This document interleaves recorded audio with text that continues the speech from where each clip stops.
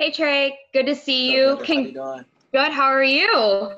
I'm good. How you doing? Good, congratulations on signing your contract extension. Obviously, let's start there. When we talked to you last, you said you wanted to bring generational wealth to your family. What does this mean to you and your family? I guess just kind of expand on that. First, I just want to extend a huge thank you to the Pagulas family, Coach McDermott, Brandon Bean, the whole front office, the whole Bills organization for trusting me and just giving me an opportunity. But it feels great. It feels great.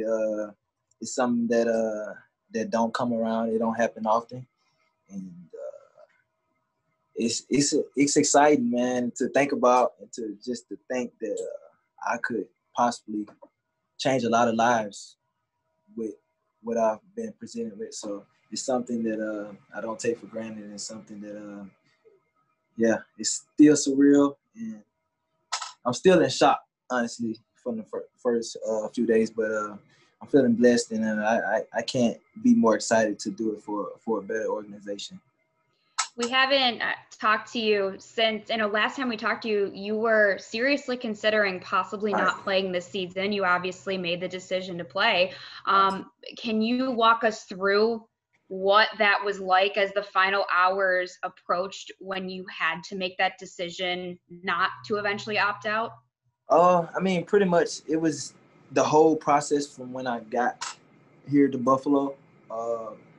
That was something that my family and we talked about from the start. I was just like, I'm going to go up and just see how the protocols go, how everything's going, how the testing go, like how consistent and how 100% accurate things are going to be. But honestly, I felt comfortable with how the protocols and things are going with the daily testing and things like that, and how, the social distancing stuff in the building with how they just set everything up. Just certain people can go certain places. So I honestly felt comfortable there, and to do it through a whole season, I feel like that the plan that we have in place here, I feel like that it definitely could work. And it was a safe route for me to go. Thanks, Trey. Congratulations once again. Yeah, thank you. Hey, Trey, congrats on the extension. So pumped for you. That is awesome. Appreciate it, Maddie. Thank you. When you just think about what you've done for the market for corners and what you've done in Buffalo as a whole, just reflecting back to when you first got into football, what does that moment mean to you? Have you taken the time to reflect on just how far you have come as a corner in the NFL? Honestly, since I've been playing, Maddie, I've never just for a second just sat back and just looked back at everything that I was able to accomplish and do. I didn't really do that until I talked to my dad on Saturday before I signed, and that's when the emotion just came out. I just was talking to him. I was just reflecting. I was like, Dad, like, I never in my life imagined, because I've always been trying to get better, just consistently working on my craft to get better. But I said, Dad, I never for once just sat down and just thought and looked at all the things that I've been able to accomplish with the help of so many people just from the start, from when I started playing sports. But I was just like, I never took the time to reflect. And I was like, Dad, like, I really, at the age of 25, and after only 3 years of playing in the league, that I said, Dad, like, no matter what, like, however long it lasts, I said, I can honestly say, like, we were the highest paid cornerback in NFL history for a moment. No matter what, however long it lasts or whatever it does, like, I could say that I legitimately was the highest paid guy in my position at a point in my career. So that's something that is very, very emotional time. It's something that I just can't put into words, but I know that with everything that I've put into my craft and everything that I've put into myself and all the sacrifices that my family made, that Definitely well deserved. What were the emotions like sharing that with your teammates though when you got to share the news with them? I mean, I was bullied. You know, those guys bullied me. I mean, they was extremely happy for me. But yeah, I mean, just the guys that we have in the locker room, no matter what, we stick together and we're legit, genuinely happy for each other when each other. It don't matter if we make a play on the field or a guy's getting compensated for what he's done on the field. You could tell that the guys really genuinely care about each other. Congrats again, Trey. Thank you. And Maddie, I'm not gonna let you get away with it. You just got me emotional on camera. I'm not gonna let you get away with that. All right, you can do it to me next time. I appreciate it. Take away Trey, Mookie Hawkins, Buffalo Sports 1080, man. Congratulations. I appreciate it. You know, obviously you've done two things in your life that a lot of people don't get the experience to do. You know, so, you know, just walk us through, you know, since we all chimed in and emotional and things, what were the emotions for you on being drafted compared to signing this big contract? Honestly, I mean, just since I've put all my eggs into football, once I signed with LSU, I had a plan. My plan was to go to LSU, be one of the best cornerbacks to go there. I knew that. I understood that from the start. It was going to be tough to be recognized as one of the best when you had guys like Corey Webster, Patrick Peterson, Morris Claiborne, Tyrann Mathieu. It was going to be hard to try to follow in the footsteps of those guys. But the things that I wrote down on my list, I didn't accomplish everything, but I was able to accomplish a lot of it, like All-American, consistent All-American. I wrote down I wanted to win the Thorpe. I wanted to win a national championship. I fell short of the Thorpe Award at the awards ceremony. Didn't win the national championship, and I wrote down that I wanted to be a first-round pick, and I was able to accomplish that. So, and once I got to the league, I was like, when I get here, I've had guys like Morris Claiborne and Patrick Peterson and all those guys to tell me how the league is going to be before I get here. So once I got here, I pretty much knew what to expect. I just continued to work and do the things that got me here. And I mean, honestly, I wrote down too, I wanted to get into my next deal. Like, I just didn't want to go into the NFL and say, yeah, I played in the NFL. I wanted to actually get here and, you know, cement my name into something. And honestly, I wanted to do the next deal, and I achieved that. So now it's just being consistent and continue to try to get better each and every day, which, you know, I've been working extremely hard to do. And now, as I go into practice and things, when we practice in the stadium, I look around and I don't see a number 27 on the wall of fame. So why not be the first 27 to be up there? Why can't I be that guy? So yeah, I got a ways to go. So that's next on my bucket list. So if I could do that and win a Super Bowl for Buffalo with my teammates, and then to go out and be remembered as one of the best cornerbacks in Bill history, and be one of the best cornerbacks in NFL history, I feel like that I've done a great job. So until then, I'm still working, man. I got a long ways to go. So yeah, my journey's not over. Absolutely, man. We know it. You got to be a dog to wear number 18 at LSU. We all know that. You know what I mean? Oh, yeah. Just quickly timing in, just getting right into it. New York Jets basically thought about you when they drafted Denzel Mims, basically. So, you know, every receiver is different. You didn't play every receiver up to this point. What's the difference between playing a rookie standout than a veteran number one guy? That's tough, man, because they didn't draft him high for no reason, man. He has to have extremely amount of talent. I mean, I had to go back into his Baylor film to watch, and he's a big, strong, physical guy, man. He's going to high point the ball.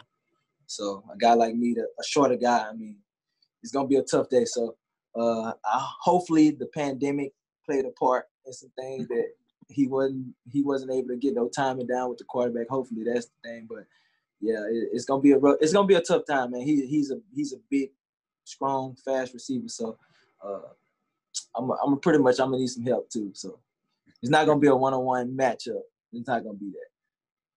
All right, man. Hey, congrats and wishing nothing but the best, man. All right, appreciate it. Hey, Trey, John Morrow, AP. How you doing?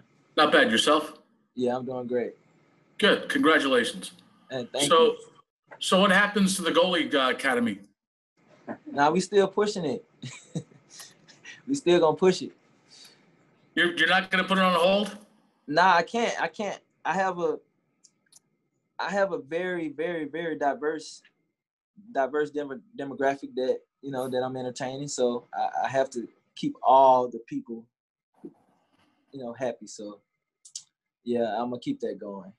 Speaking of, on a more serious note, speaking of your dad, I remember talking to him on the day after you were drafted and you guys arrived here, and he was so proud of you. And he recalls how, he's very humble. As my son got older, just the way he carried himself, and he wanted to be a better father, a better person, just the way he carries himself. He's definitely a motivator. Can you reflect back to that day you and your dad were here and your family were here on 2017, and you talked about being motivated, wanting to get out of your neighborhood just to get to somewhere, and where you are now? I mean, I definitely remember that day. Remember doing a press conference. I remember coming in, meeting all the guys. I remember meeting 2 fans in the parking lot. So I remember that day. But my dad, man, he's been crying for the last 2 days. And I've been the same way. I really just can't put into words how thankful and how blessed and that I am to be in this position, man. I never would have thought. I mean, just grinding my whole life and continues to working out and doing all hella workouts and going to camps. My dad taking me to camps after he's crazy tired. He's driving from Dallas to pick me up in Shreveport to take me back to Texas, to Houston, to a camp. All those things came into my mind when I was able to finally call my parents on 3-way, and I told them, I was like, I never told you guys this after I got drafted, but I can finally say that we did it. And once I told my dad and my mom that, it was a whole load that was lifted off my shoulders, because I knew that I could retire my parents and they'll never have to worry about anything. So that's the emotion that I'm feeling, man, and I can't put into words, because I have a lot of people and a lot of family members that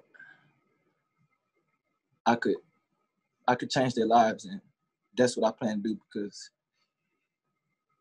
I wasn't put in this position for no reason. I wasn't put in this position to do it for myself, to just reap all the benefits for myself, to think that I'm bigger than anybody else, or I was put in this position to spread the love and spread everything that I'm being blessed with.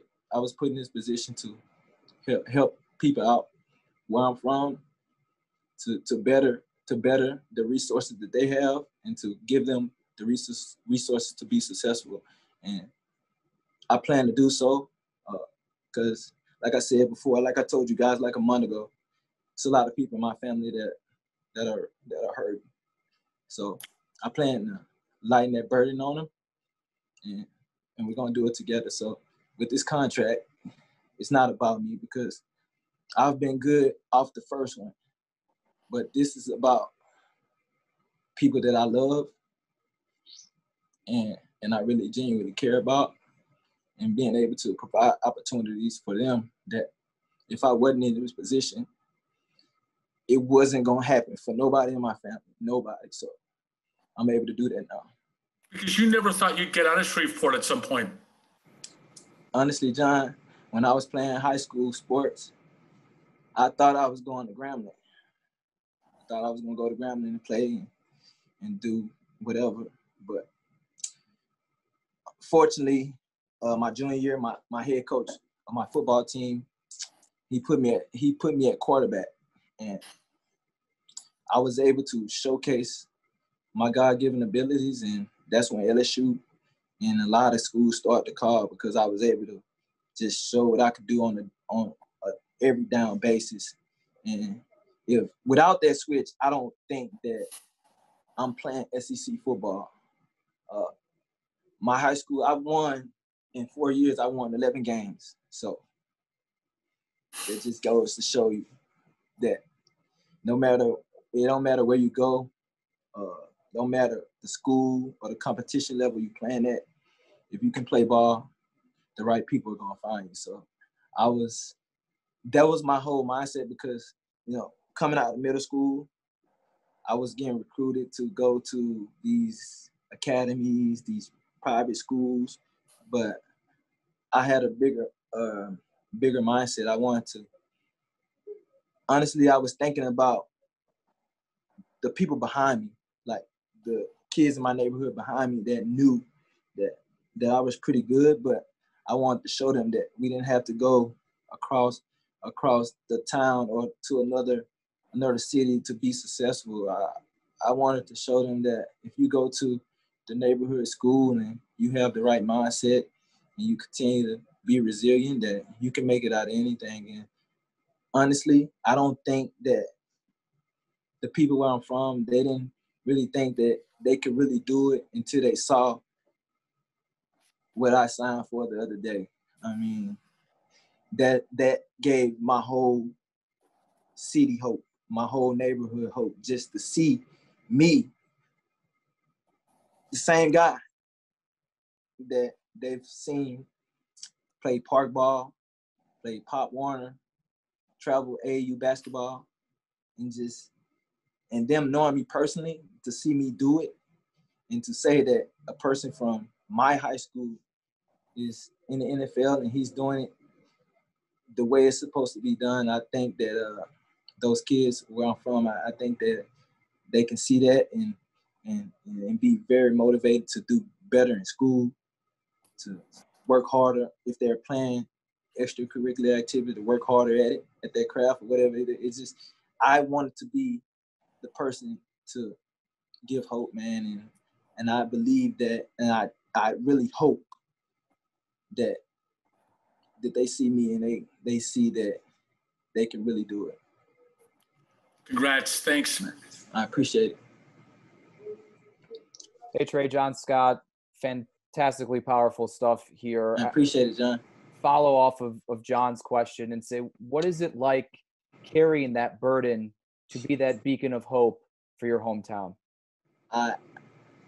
Honestly, I believe, like I said earlier, that's why I was placed in this position.